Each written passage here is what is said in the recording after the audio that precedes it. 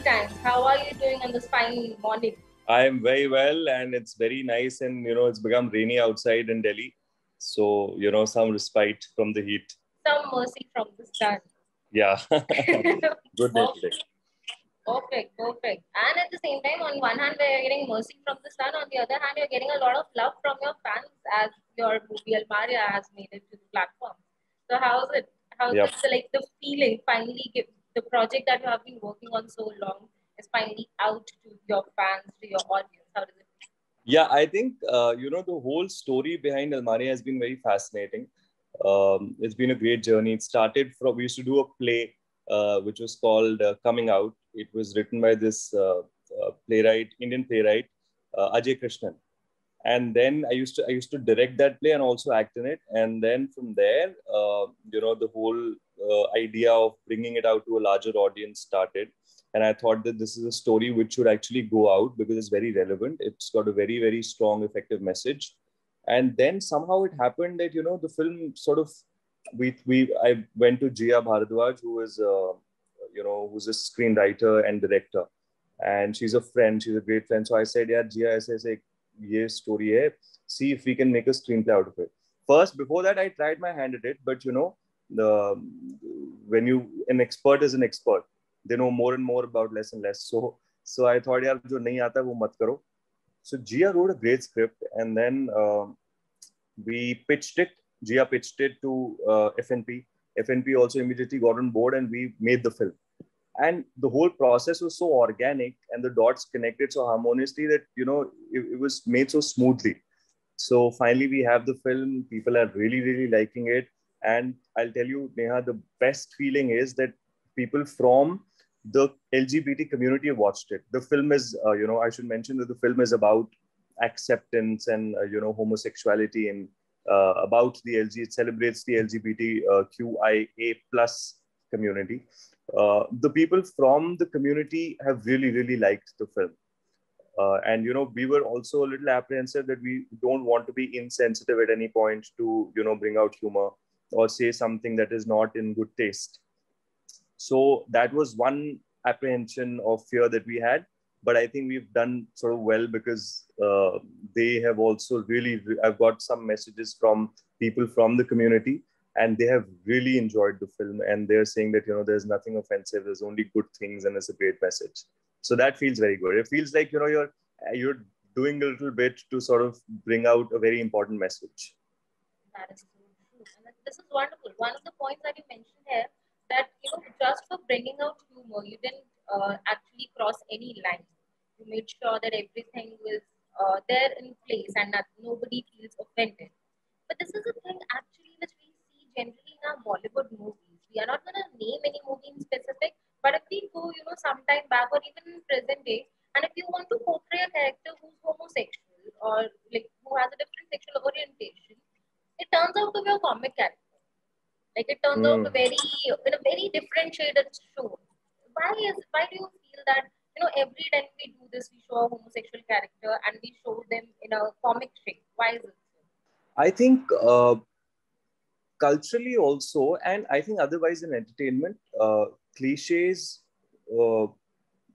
are followed, and it's easier for an audience to connect to them. One, two, if you actually see, I shouldn't be generalizing, but if you actually see a toothpaste ad, usually they do the haha. Or if you see, I think if you see, like, if they're selling water, there'll be a lemon.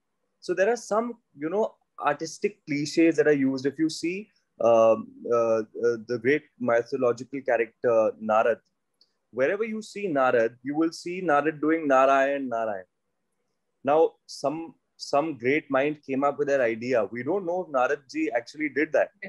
It's a representation. And that representation has been followed, over and over again. With this character being used for comic relief, or, a homosexual character in different films being used for comic relief, I think that has happened because as a society, we are not very sensitive about this cause. We take it as a joke. And I would be lying if I say that at one point in time in my life, I did not, because I did too. all these words that I shouldn't be saying here, but we've used words like chakka or dhila or whatever words that are used to address people from the community. Sometimes there's no ill will, like we don't necessarily want to do it to make them feel bad, but we do it because we think that it's okay, but it's not. So this particular thing has been in films that have actually also tried to address this issue. Even if they've not intended, it's become a joke. So we did not want the audience to feel that this is something abnormal and you see it with a different lens. We wanted to say a story about relationships. We wanted to say a story about acceptance, and we thought that this is homosexuality is one is born with it. It's natural, and even if it's acquired, it's somebody's choice, and we shouldn't be making a joke about it. So because the whole idea was that we wanted to say something important with the film, we were very, very careful that we don't want to make a mockery out of it. That was the whole idea. We were very careful. We were very, very, from the word go, from writing the script, from doing the play also. Even the character that I play of Karan is supposedly homosexual, but at no point in time we wanted to give him, a body language that was effeminate or do anything which was very typical. And we had two reasons for that. One, we wanted to be careful about not making the community feel bad or not making a joke or a buffoonery out of it. And two, to say it in a fresh light, to say it like it's not been said before. Because, I think, and that's a very personal comment that I'm making, but I think it's not about what in entertainment, because ultimately there are only a limited number of stories that one can say. It's about the how. That's what makes it different, according to me. That's true. It's basically how you represent a message or your particular script. That's all it's about. So that's like you said. Talk about the script and the concept in whole. Today, still our society is open to the concept of homosexuality. People talk about it, people know about it, and there is like people who are even not from the community and actually a bit sensible or sensitive towards the concept as they understand the community. If they don't, I won't say that if there are people who support them, there are people who hate them, but then there are people who neither support nor hate, but they're there, they're okay with the community. But back, I guess, if we take the time machine and we go back in 10 years back, if we go, do you think that a movie like this would have been possible, or a movie like this would have been able to reach out to maximum people and still garner so much love? I think it would have been a little difficult to one, make it. Two, I think the whole social fabric is changing for the good, but there's still a long way to go. And I also think that there's also now legal cushion, because 2000, if I'm not wrong, I think 2019 was that landmark judgment of the Supreme Court, where homosexuality was decriminalized. And that also really helps, because now if somebody is gay, they can come out in the open and say that we are gay. Before that, it was criminal to even say it, to make a film about it would have been difficult at that point in time. Still, I think at this point also you need people who believe in it, and you need people who, have that conviction to say a story which is a little unusual, and a little, in our case, and that's got nothing to do with homosexuality, but as a script only, the script was a little abstract. It was a little quirky. It was a little absurd. So we needed stakeholders who actually had the conviction to say that story. And Mr. Vikas Gudgutia, who produced the film also, he, from the word go, said that, I don't want to make any changes, and you make it like you want to make it, because I want to be truthful to the subject and to the material. So that was very, very kind and very, very generous of him. And, but yeah, like you said, it would have been difficult 10 years back, I'm sure. Right now, it wasn't difficult, but we were apprehensive as to how it will be received. But all in all, it's been smooth and it's been nice till now. That's great. That's amazing, honestly. At the same time, I would like to know, since again, though, as you said, our social fabric is changing and everything is changing, people are evolving, their opinions are changing, but still we have some, I'll say, a rigid group of people who still believe that this is not something natural, this is something which should not be talked about.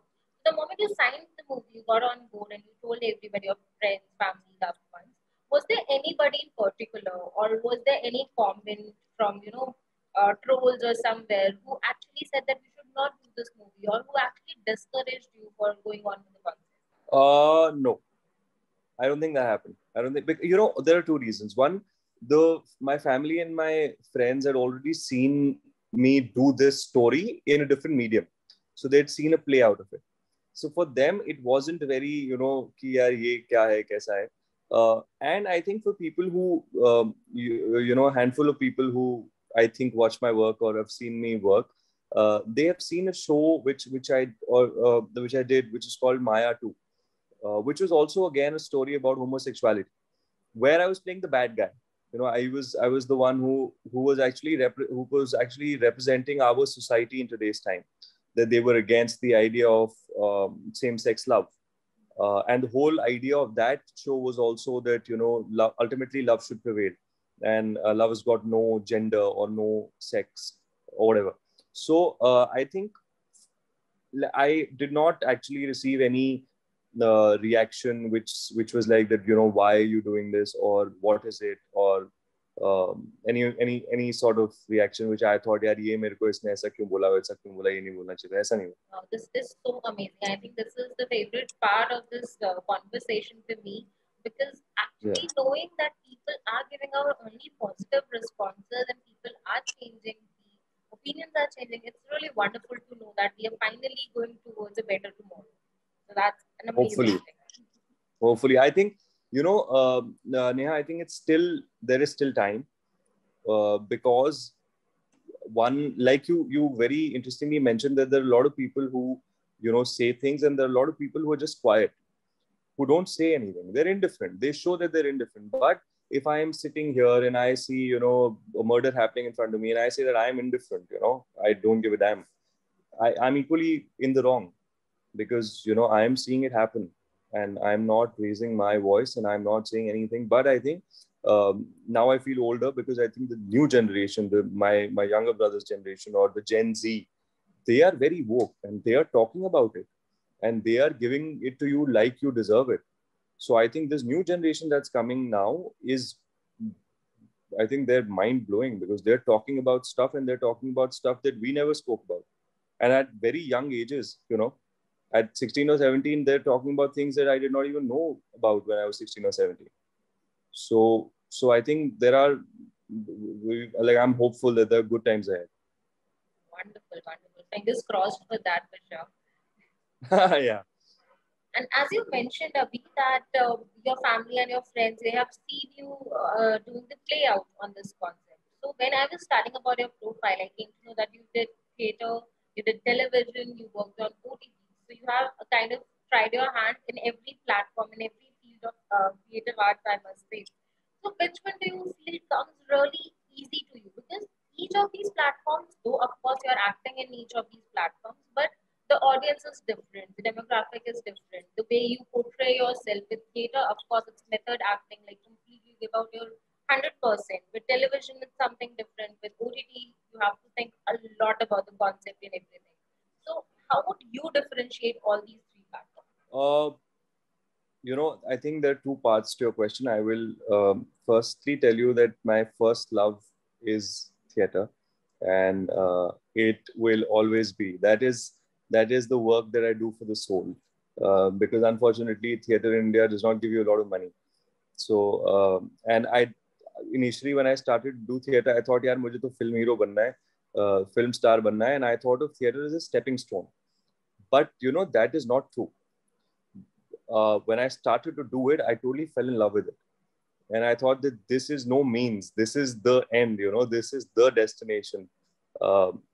वो जैसे भगत सिंह की भी line है कि मेरी पहली मेरी दुल्हन तो आजादी है, तो मेरी दुल्हन तो थिएटर है, उसके बाद सब मिस्ट्रेस हैं और सारी चीजें हैं. But we live in a world where